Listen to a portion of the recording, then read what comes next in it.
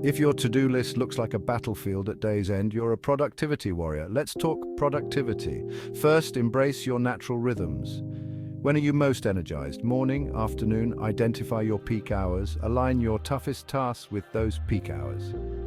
This ensures you're working at your best when it matters most. Second, banish perfectionism. It's tempting to tweak until it's flawless, but imperfection is progress. Set a time limit for each task. Done is better than perfect. Move on and keep the momentum. Third, use the 2-minute rule. If a task takes less than 2 minutes, do it now. This prevents small tasks from piling up. It keeps small tasks from piling up and clears mental clutter.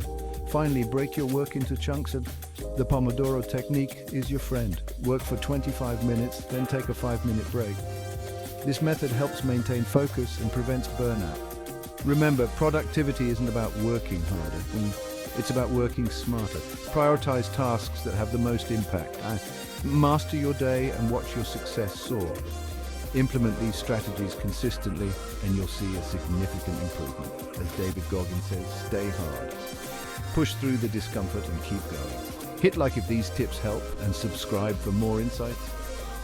You got this.